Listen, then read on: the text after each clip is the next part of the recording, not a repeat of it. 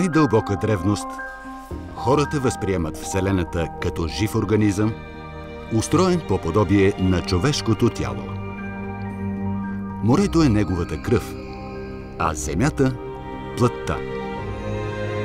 Морето е символ на живота, но в същото време и на смъртта. Затова той играе важна роля в представата на нашите предци за света. Той е неделима част от историята на цивилизацията.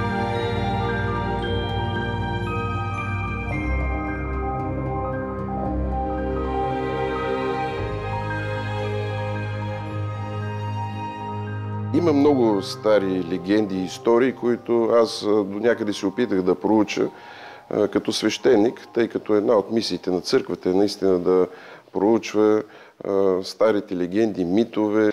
На полуостров Акинсия, където правят разкопките в момента, е имало старо гръцко селище, в което е имало крепост. В тази крепост са се извършвали определени и религиозни, и военни действия. В залива, нашия тук залив, се е разразила силна буря, така гласи легендата.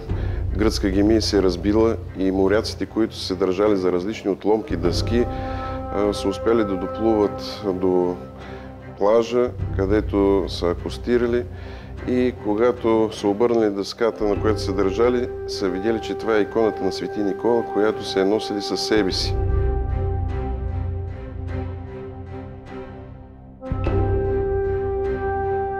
Неслучайно старото име на град Черноморец е Свети Никола. Интересна топонимна връзка може да се търси и в наименованието на носа, който като че ли загражда селището. На старогръцки акра или акин означава нос, но думата се използва още и за крепост. Така е обозначен краят на сушата върху старите карти и хроники. Това е южната част на залива Вромос. Кътче, което омайва погледа през повечето дни от годината с огледално спокойна синя повърхност. Кътче, около което витае таинство. Тук със сигурност са намирали убежище още в древността кораби, подгонени от бурите. Няма съмнение, мястото е скрило хилядолетна история. Намираме се пред крепостната стена на ранновизантийската крепост Акра. Тази стена беше разкрита благодарение на усилията на археологическия екип. После се намесиха водолазите, които разгадаха на къде е продължавала стената в залива Вромос. Последва тежката изнурителна работа на екип реставратори, които отвоюваха парче от тази крепостна стена от морето.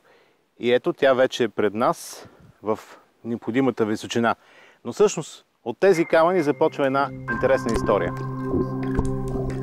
Това е приказката, която съвременният човек трябва да прочете. Приказка, която разказва за живота преди столетия. Археолозите работят едновременно на дъното на морето и на сушата. Натъкват се на множество доказателства за съществуването на живот по тези земи от столетия. Откриват се нови детайли за развитието на западното черноморско крайбрежие или, както са го наричали в миналото, Западния понт. Изглежда, нашите предци са имали доста опит. Крепостната стена прегражда най-тясната част на носа и е много логично строително решение. Така хем се пести строителен материал и човешки труд, хем се използват природните дадености – стръмен морски бряг и коварни подводни скали. На практика отбраната се улеснява. В нови времена част от крепостната стена вече е погълната от водата. Водолазите обаче откриха струпване на камъни. И най-интересното е, че попаднаха и на допълнително пристанищно съоръжение с дървена конструкция, както всъщност са се правили малките кейчета до 19 век. Пристанът е изграден от големи камъни без спойка и във формата на буквата Г. За да има прецизно датиране на съоръжението, част от дървените колове бяха изрязани и дадени за въглероден анализ. Виждаме горната повърхност на зида на кея от големи блокове с овална форма, но надолу в дълбочина има тенденция за лице сланцева зидария. Тоест, морето е разбило горния ред блокове, но надолу нещата стоят по друг начин. Стената е дебела минимум 2 метра, дълга около 15 метра и е идеална като съоръжение, което да спира вълните от запад, северо-запад. Градежът изглежда масивен, отстоял през годините на силните морски бури и все още разпознаваем под водата. По всичко личи, че това е краят на крепостта, която е защитавала едно ранно византийско селище, наброяващо повече от 50 жилищни и стопански сгради. Строена е по времето на император Анастасий в самия край на 5 век и една от многото крепости по западния понт, изградени по това време в опита му да задържи византийците именно в тази част на тракийските земи. Крепостта притежава кули, бастиони, всичко, което е характерно за епохата. Това е едно отбранително съоръжение. Както би казал съвременният човек, това е модата на 6 век. Подобни са крепостите на Ордовиза при град Китен, Созопол, Калиакра. Тази крепост и това селище са тясно свързани с морето. Защото поминъка на населението е свързано именно с морска търговия, с риболов и бих казал, че Акра е обърнала гръб на сушата. Тя е отворена към морето. Доказателства за тази жива връзка с необятната морска шир са откритите при разкопките котви, тежести за мрежа, рибарски кукички. Колкото и невероятно да звучи, хората в древността са ползвали дори подобие на хладилници. Тогава те са наричани ликана или ликани. Става дума за специални ями, иззидани от камък, където е съхраняван есенния риболов. Там рибата е можело да престои с месеци. За богатството на западния понт се разказва в много писмени извори. Древногръцкият историк и военачалник Полибий, автор на всеобща история, разказва: така земите, разположени около понта, ни доставят нужните за живота ни предмети и грамаден брой роби, които притежават много добри качества. Хората, които са от рода на Акра, като говорим, това са малки аванпостове, стражеви, по-скоро с охранителни функции и предупредителни укрепления. Те едва ли разполагат със собствен флот в никакъв случай. Могат да имат разни такива лодки, нещо да си ловят риба и да отидат до следното заливче. Но те са зареждани от централната власт от Константинопол регулярно вече с кораби и за зърно, и за вино, и за други продоволствия, защото властта се опитва да ги задържи там. Това е едно население, което, доколкото може да се изхрани самичко, го прави. Основното му е то да брани, най-вече да алармира близката околност, да следи какво се случва, но не е в състояние нито да държи на голям напор, нито да произвежда някакъв икономически продукт, който е значение за империята. Те ги захранват, затова намираме страшно много амфори, защото тя ги храни. И това се случва общо взето по целия западен понт. Ако някой зададе въпросът как са изглеждали селищата преди 14 столетия, можем да кажем: вижте Акра, с организацията на сградите, крепостта и развихрете фантазията си.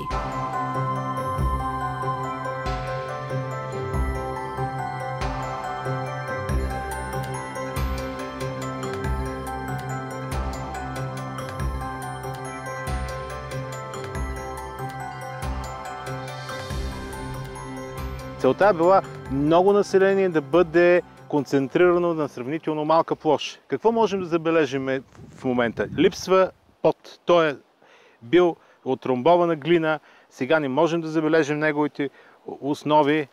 Нещо, което е много характерно за сградите на Акра. Множеството питоси, множеството дебелостенни съдове, глинени съдове за съхранение както на жито, така и на вода.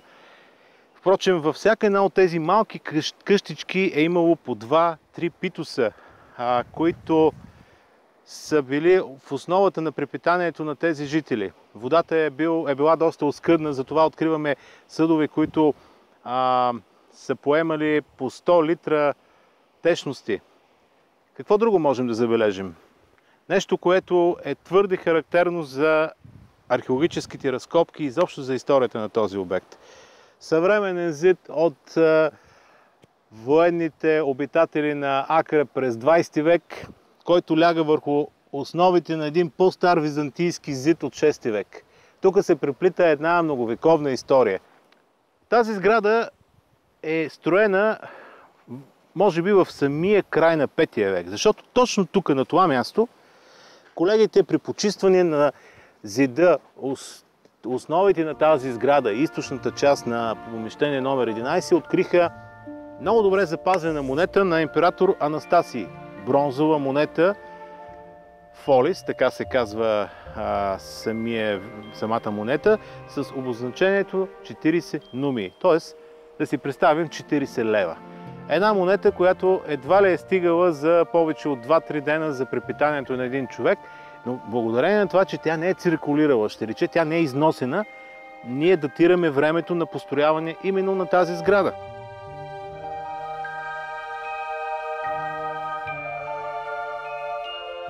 Монетите, които дойдоха в лабораторията, бяха предимно от 5-6 век, от новата ера. Имаше една златна монета и повечето бронзови с различен номинал. Тези са всъщност от най-големия номинал, 40 нуми.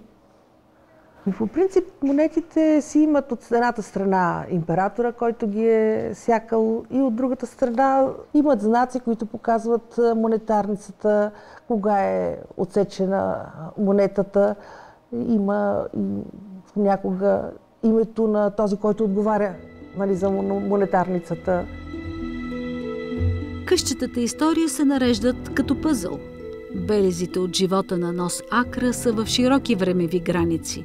Оказва се, че най-старите находки са от преди близо 2800 години. Намерени са останки на тракийски ритуални ями. В тях има струпване на разтрошени съдове, кости, предмети, които определено са свързани с някаква култова дейност. След това тук идват и гръцки заселници, най-вероятно от хинтерланда Аполония Понтика. В един момент обаче животът прекъсва, за да се появи отново с византийското присъствие. Два са доминиращите периода според археолозите. Втори, първи век преди Христа, времето на късната елинистическа епоха, ще рече годините след смъртта на Александър Македонски, когато на Балканите вече настъпват римските легиони, и след втори век, когато Рим вече е изградил своите провинции по тракийските земи. Какво все пак е задържало хората тук? По-древните народи със сигурност откриват ритуалния фокус на Акра. Другите обаче търсят сигурността, която могат да открият зад крепостната стена. Това е керамика местна, битова керамика, която е с различно предназначение. Основно това са купи, канички, това вероятно е една по-голяма купа. Това също е нещо за храна, което не знаем точно какво е предназначението. И една част от тази керамика има така имитация на фирнис, доста финничка, тънкостенна. Тази, например, не е толкова тънкостенна, но пак е сравнително финна за ежедневна употреба. Този съд, който виждате тук, има украса, врязана украса, орнаменти.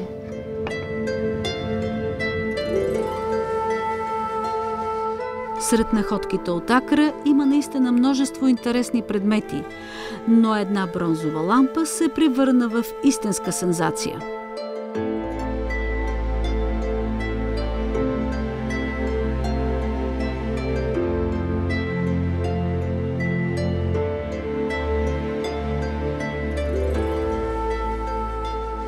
Една лампа с канделабър, с стойка, която вашите колеги, когато са намерили, я нарекаха лампата на Аладин, но колкото и да я търкахме, дух не излезе от нея. Състоянието й, разбира се, сега е след консервация и е много по-добре от това, в което тя пристигна, но тези изгорели места при фитилника, показват, че лампичката е използвана много дълго време. Самото намиране на такъв предмет говори за благополучие в Акра. Чий дом е осветявала тази лампа? Сведенията за населението са оскъдни. Нещо се е случило. Животът изведнъж е секнал. Археолозите откриват следи от пожари, срутвания, които напомнят за някакъв природен катаклизъм. Историческите страници се изписват на базата на находките. За лош късмет на Акра не е открит нито един надпис. Интересно е докъде полуостровът е заселен. Експедицията се движи към южната част на залива Вромос. И ето, в малко лиманче сондажите под водата показват струпване на артефакти. Излиза керамика от различни епохи, каменни котви, дори мраморни парчета.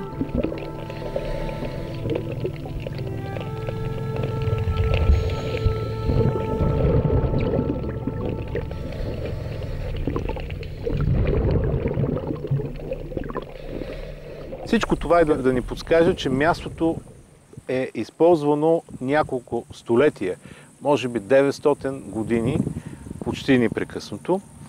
И от този факт всъщност произлиза и така можем да оценим значението на селището. Какво е то? Според мен става въпрос за антично тържище, или както се казват гърците, емпорион.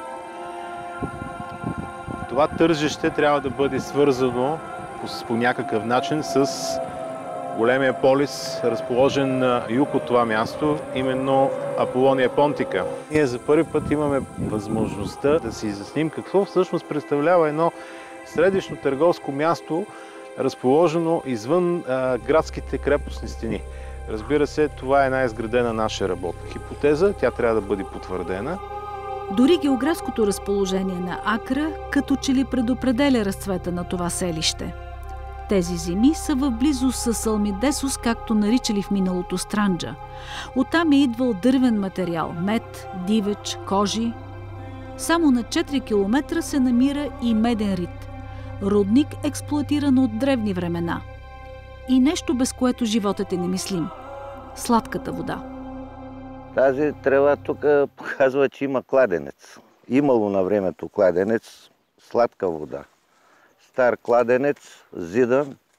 Най-старите хора тук, които са били, рибарите, знам, че кладенеца никой не знае кой го е правил. Много стар кладенец е, но военните тук направиха един кът и от къта го заринаха. В околността друга такава сладка питейна вода няма. Само това кладенче беше. Изненадите, които разкрива заливът, се появяват една след друга. Цял стъклен съд престоял под водата 16 века. Истинско чудо. Това, което държа в момента е един от стъклените съдове, който беше открит съвсем наскоро, всъщност от днес. И в такъв тип съдчета са се съхранявали различни течности, дали са били балсами, дали парфюми или съответно медицински пособия. Според зависи от функцията на различните съдове. Най-интересното е, че такъв тип са били произвеждани и през римско време. Този предмет разказва за луксът, защото първо тези предмети не са били достъпни за всеки един поданик на Римската империя. А за това говори, между другото, и голяма част от керамиката, която е открита тук.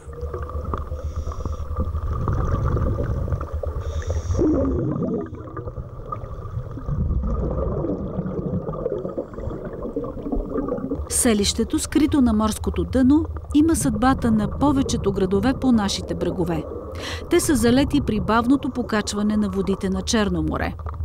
Сега то е локализирано на дълбочина между 50 см и 3 метра под водата и вече могат да се правят изводи, че хората, живяли на това място, са търсили връзката с морето.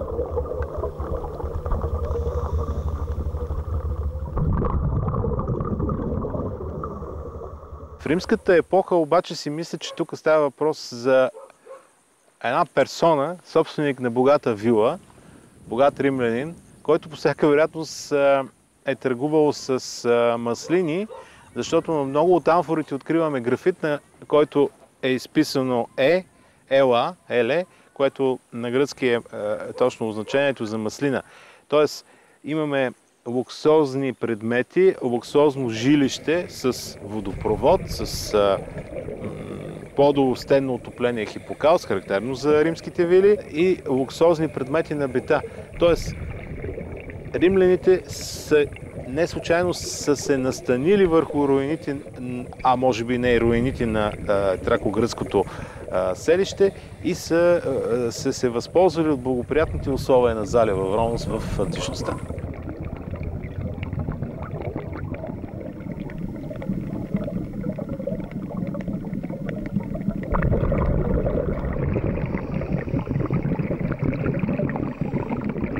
Защо обаче има такова разбъркване на находките? На едно и също място се появява керамика от различни векове.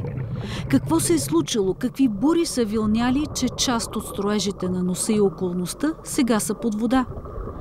Едно е ясно. С годините залива Вромос е натрупал много утайки и тиня, което допълнително усложнява разкриването на културните пластове. Както в древността обаче, така и сега пред Странджанското крайбрежие има силни северни и североизточни ветрове, които в голяма степен формират и бреговата ивица. Но дали и нещо друго не е предизвикало промяната на релефа? Това е въпросът, на който археолозите търсят обяснение. Историческите извори недвусмислено говорят за земетресение. През римската епоха Плиний Старий описва подробно как земята често се люлее. Погълна го земята. През тази година станало земетресение през третата част на нощта. Земетресението разрушило много църкви, къщи и унищожило множество хора. В случая, ако беше земетресение причината, хората пак щяха да се върнат да го възстановят. Има някакви щети, но както виждате, полуострова още е там, но никой не се е върнал. Ситуацията се променя драстично. Просто империята вече не контролира тази територия след 6 век.